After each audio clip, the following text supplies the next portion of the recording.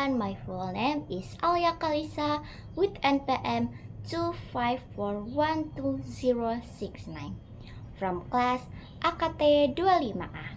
Here, I will explain about linear function and their application.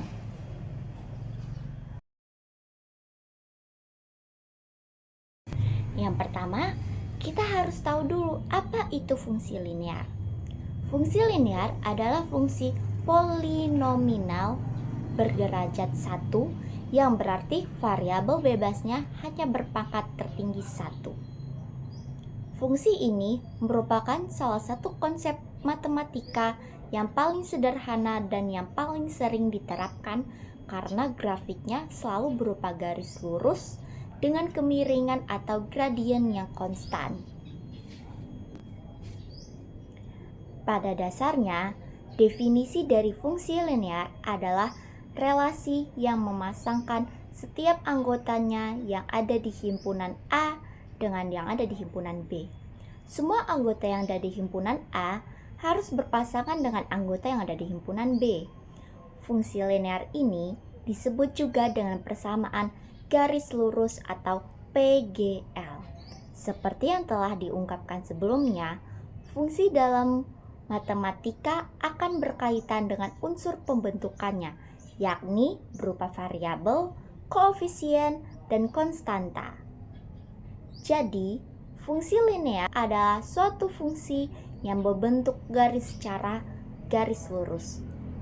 Fungsi linear juga menjadi fungsi yang telah mendapatkan pangkat tertinggi dengan variabel yang sama dengan 1. Bentuk umum dari fungsi linear biasanya dinyatakan sebagai f(x) sama dengan ax plus b atau y sama dengan mx plus c, di mana a atau m adalah koefisien yang mewakili kemiringan atau gradien garis yang tidak boleh 0. B atau C adalah konstanta yang menunjukkan titik potong garis pada sumbu Y. X adalah variabel bebas dan Y atau f X adalah variabel terikat. Nah, fungsi linear ini tidak jauh dari yang namanya penggambaran grafik. Sehingga ketika harus melakukannya, harus mencermati beberapa langkah, seperti menentukan titik potong dan sumbu X, maka Y sama dengan 0 didapatkan dari koordinat A, X1, 0. Yang kedua, menentukan titik potong dengan sumbu Y, maka X sama dengan 0 didapatkan dari koordinat B, 0, Y1.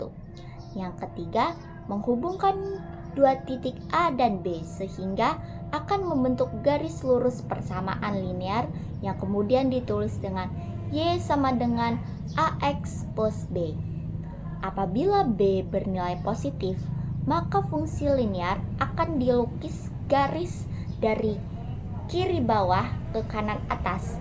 Apabila B bernilai negatif, maka fungsi linear akan ditulis dari garis arah kiri atas ke kanan bawah. Apabila B bernilai 0, maka fungsi linear akan dilukis garis yang sejajar dengan sumbu datar X. Penerapan fungsi linear memiliki banyak penerapan praktis dalam berbagai bidang, terutama dalam kehidupan sehari-hari, ekonomi, dan sains, karena kemampuannya memodelkan hubungan proporsional yang stabil. Yang pertama adalah kehidupan sehari-hari, yaitu dari perhitungan jarak dan waktu. Menghitung jarak tempuh berdasarkan kecepatan konstan, yaitu jarak sama dengan kecepatan dikali waktu, adalah contoh hubungan linear sederhana. Perencanaan anggaran menghitung total biaya berdasarkan biaya tetap dan biaya per unit. Misalnya biaya tagihan taksi dengan tarif awal dan tarif per kilometernya.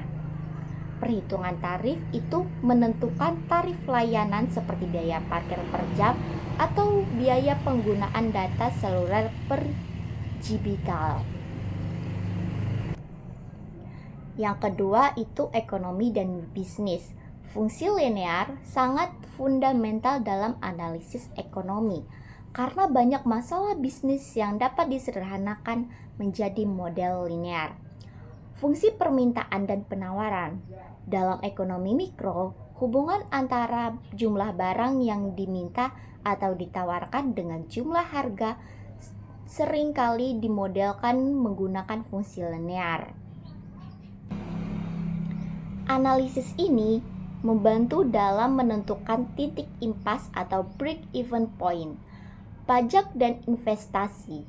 Dalam ekonomi mikro, fungsi linear digunakan untuk memodelkan fungsi pajak, investasi, dan pendapatan nasional. Yang ketiga itu ada sains dan teknik konversi suhu sama dengan rumus konversi antara skala suhu misalnya Celsius ke Fahrenheit adalah fungsi linear pengukuran. Mengukur hubungan antara variabel seperti tekanan dan kedalaman dalam cairan tertentu. Elektronika. Dalam rangkaian linear, respon keluran berbanding lurus dengan masukan. Dalam fungsi ini terdapat beberapa komponen, yaitu yang pertama variabel, yakni suatu besaran yang di dalam suatu permasalahan nilainya dapat berubah. Variabel dapat dibedakan menjadi dua, yakni variabel bebas dan variabel terikat. Variabel bebas adalah variabel yang menjelaskan variabel lainnya, sementara variabel terikat adalah variabel yang dijelaskan oleh variabel bebas. Yang kedua ada konstanta, yakni bilangan atau angka yang membentuk suatu fungsi tetapi tidak berkaitan dengan suatu variabel. Yang ketiga itu adalah koefisien, yakni bilangan atau angka yang ikut membentuk sebuah fungsi dan berkaitan pada suatu variabel dalam fungsi yang bersangkutan. Kembali lagi ke pembahasan fungsi linear, keberadaannya adalah fungsi yang memiliki pangkat tertinggi dari variabel bebasnya adalah 1. Bentuk umumnya yaitu Y sama dengan AX plus B. Keterangannya, Y itu variabel terikat, X itu adalah variabel bebas, dan A adalah koefisien, lalu B adalah konstanta. Lalu kita masuk ke hubungan fungsi linear. Yang pertama adalah hubungan antar garis lurus. Pada fungsi linear yang mengharuskan adanya garis lurus antara kedua himpunan, maka memiliki hubungan-hubungan sebagai berikut.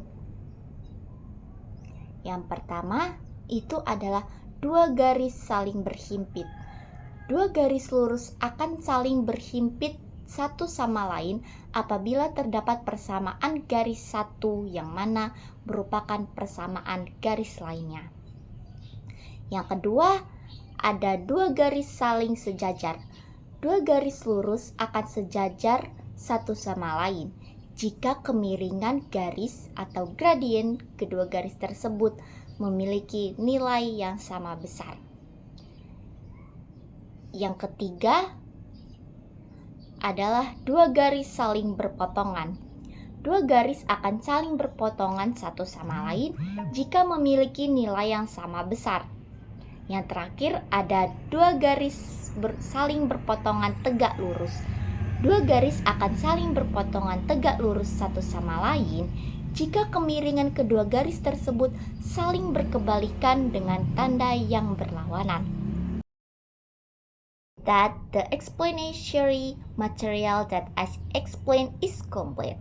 I hope what I conveyed is useful for everyone. Thank you. See you again.